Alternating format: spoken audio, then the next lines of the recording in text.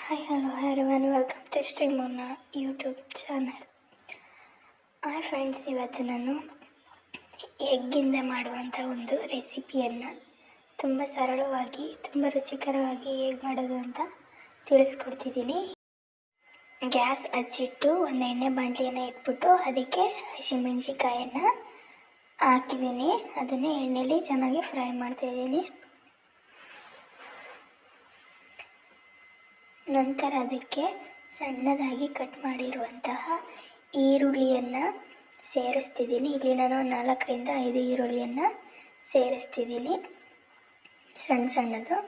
ಹಾಗೆ ಒಂದೇ ಒಂದು ಸಣ್ಣ ಟೊಮೊಟೊ, ಕಟ್ ಮಾಡಿರುವಂಥ ಸಣ್ಣ ಟೊಮೊಟೊ ಮತ್ತು ಕೊತ್ತಂಬರಿ ಸೊಪ್ಪನ್ನು ಕೂಡ ಸೇರಿಸ್ಬಿಟ್ಟು ಈ ರೀತಿ ಎಣ್ಣೆಯಲ್ಲಿ ಹುರಿಬೇಕು ಚೆನ್ನಾಗಿ.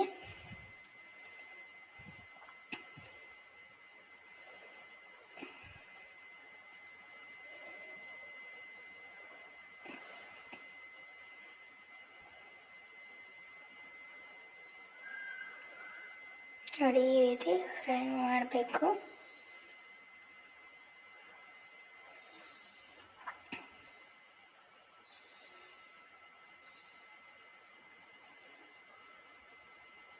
ಅದು ಚೆನ್ನಾಗಿ ಬೇಯ್ತಿದೆ ಎಣ್ಣೆಯಲ್ಲಿ. ನೀಟಾಗಿ ಈರುಳ್ಳಿ ಟೊಮೊಟೊ ಎಲ್ಲ ಬೇಯಬೇಕು.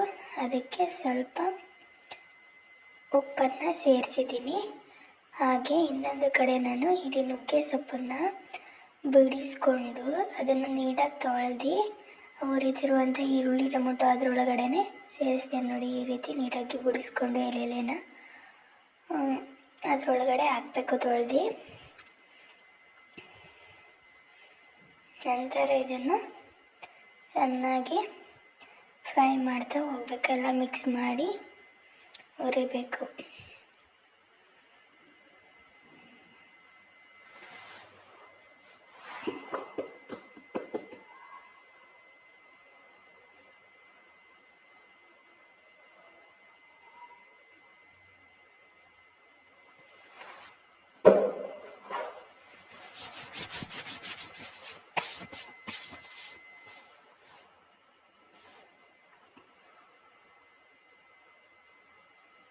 ನೋಡಿ, ಈ ರೀತಿ ಎಲ್ಲನೂ ಚೆನ್ನಾಗಿ ಮಿಕ್ಸ್ ಮಾಡಿಕೊಂಡು ಈರುಳ್ಳಿ ಟೊಮೊಟೊ ನುಗ್ಗೆ ಸೊಪ್ಪು ಮೆಣಸಿನ್ಕಾಯಿ ಹಾಗೆ ಕರಿಬೇವಿನ ಸೊಪ್ಪು ಎಲ್ಲ ನೋಡಿ ಚೆನ್ನಾಗಿ ಬೇಯಿಸಬೇಕು. ಈ ರೀತಿ ಎಲ್ಲ ತುಂಬ ಜಾಸ್ತಿನೇ ಇತ್ತು, ಎಲ್ಲ ಬೆಂದು ಇವಾಗ ಸ್ವಲ್ಪ ಕಡಿಮೆ ಆಗೈತೆ.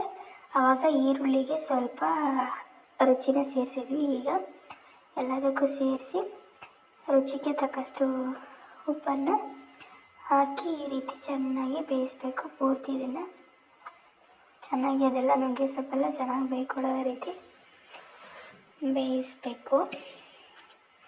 ಈ ರೀತಿ ಎಣ್ಣೆನೆಲ್ಲ ಹುರಿಬೇಕು. ನಂತರ ಇದಕ್ಕೆ ನಿಮ್ಗೆ ಎಷ್ಟು ಬೇಕು ಅಷ್ಟು ಎಗ್ಗನ್ನು ಅದಕ್ಕೆ ಹಾಕ್ತಾ ಹೋಗಬೇಕು. ನೋಡಿ, ಈ ರೀತಿ ಚೆನ್ನಾಗಿ ನುಗ್ಗೆ ಸೊಪ್ಪು ಬೆಂದಾದಮೇಲೆ ನಾವು ಎಗ್ಗನ್ನು ಸೇರಿಸ್ಬೇಕು, ಮೊದಲೇ ಸೇರಿಸ್ಬಾರ್ದು. ಈ ರೀತಿ ಮಾಡೋದ್ರಿಂದ ತುಂಬ ಚೆನ್ನಾಗಿರುತ್ತೆ. ನುಗ್ಗೆ ಸೊಪ್ಪು ಆಮೇಲೆ ಬೇಯೋದಿಲ್ಲ,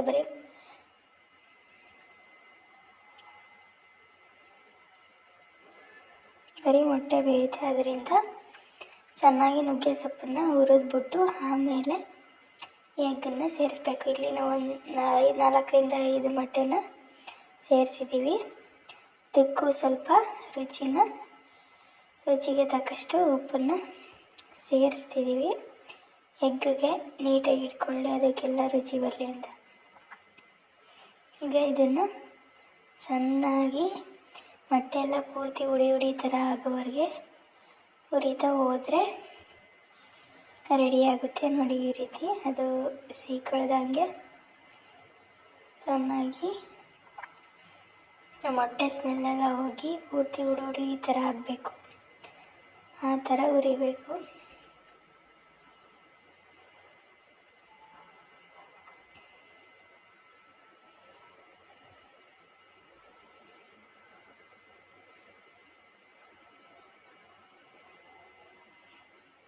ಈ ಥರ ಚೆನ್ನಾಗಿ ಹುರಿದ್ರೆ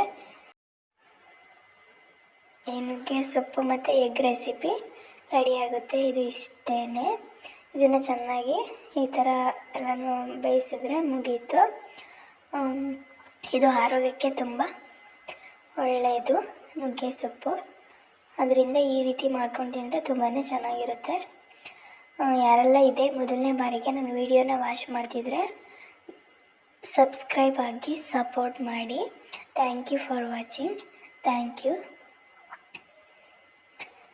ಹಾಗೆ ಲೈಕ್ ಕೊಡೋದು ಮಾತ್ರ ಮರಿಬೇಡಿ. ನಿಮ್ಗೆ ಇಷ್ಟ ಆದರೆ ಲೈಕ್ ಕೊಡಿ.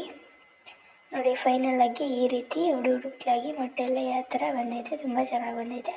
ನೀವು ಕೂಡ ಒಮ್ಮೆ ಟ್ರೈ ಮಾಡಿ. Thank you.